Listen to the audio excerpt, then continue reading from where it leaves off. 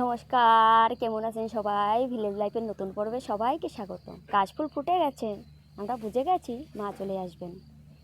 চলুন পিছন ফিরে ছোটোবেলাটাকে ফিরে দেখি। দেখুন মূর্তি গড়া হচ্ছে, কিন্তু আজ আর মন্দিরে ঢাকা দেওয়া নেই। যখন আমরা ছোট ছিলাম তখন মন্দিরে ঢাকা দেওয়া থাকতো, আর আমরা উকি মেরে এপাশ ওপাশ দিয়ে মূর্তি গড়া দেখতাম। খের পেছানো থেকে মাটি দেওয়া থেকে রং করা। আমাদের এখানে পাল কাকু আসেন ধুবড়ি ডিস্ট্রিক্ট থেকে, ছোটোবেলা থেকে ওনাকেই দেখে আসছি। আমরা মূর্তি গড়া দেখতাম আর ভাবতাম পাল কাকু তাড়াতাড়ি কেন করছে না, এত দেরি কেন করছে, কবে রং করা হবে? রং করা হলেই তো পুজো শুরু হয়ে যাবে। কিন্তু এতটুকু বুঝতাম না, সব কিছুরই নির্দিষ্ট সময় আছে। সময় হলেই রং করা হবে, পুজো শুরু হবে। এখন দেখুন কত সুন্দরভাবে বুঝে যায় সব কিছু।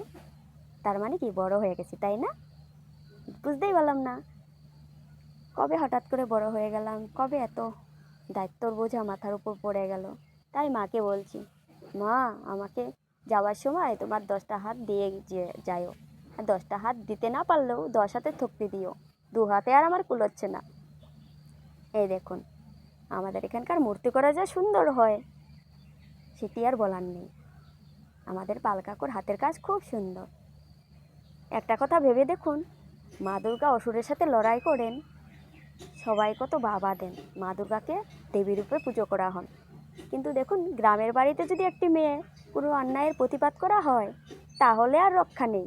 মেয়েটির কি চাপা, কিন্তু যাচাই করে দেখবে না সে সত্যি বলেছে কি ভুল বলেছে, ঠিক বলেছে কি ভুল বলেছে। গ্রামের বাড়ির মেয়েদের কোনো প্রতিবাদ করা যাবে না, যত অন্যায় হোক সহ্য করতে হবে। প্রতিবাদ করা মানেই তোমার অনেক চাপা। তো যাই হোক, ছোটোবেলার কথা ভাবুন দেখি, আমাদের ছোটোবেলাতে কার কখন জামা আসলো দেখতে যেতে হবে, দাম কত সেটির কোনো বালাই নেই। সেটি নিয়ে আমাদের কোনো মাথা ব্যথা ছিল না। জামা দেখতে যাব, জামা দেখতে যাব, ওর জামা আমি দেখতে যাব, আমার জামা ও দেখতে আসবে। আর যেদিন বাবা জামা আনতে যাবে শহরে, সেদিন তো সারাদিনে সেই খুশিতে মেতে থাকা, কখন বাবা আসবে, জামাটি দেখব, জামাটি কেমন হয়েছে। তো সেই দিনগুলো আর নেই। এখন যদি 5টা জামা 5 দিনে দেওয়া হয় তাও সেই আনন্দ আমরা খুঁজে পাবো না।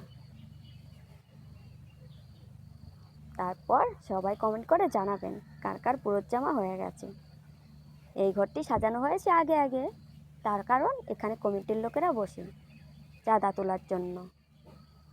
আর মন্দিরটি দেখুন খালি পড়ে আছে, কিছুদিন পরেই আলোয় ভরে পড়বে, লোকজনে ভরে পড়বে। তার মানে কি? তার মানে হলো সময়ে সব কিছুরই সদ্ব্যবহার হয়, আর এটি বোঝাচ্ছে।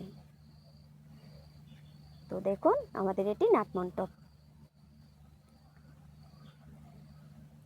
2টো ঠাকুর বানানো হয়েছে। মন্দিরের বাইরের ঠাকুরটি কার যেটি আমার জানা নেই। তো আজ এ পর্যন্তই। সবাই ভালো থাকবেন, সুস্থ থাকবেন, আমার পাশে থাকবেন, এগিয়ে যেতে সাহায্য করবেন। টাটা।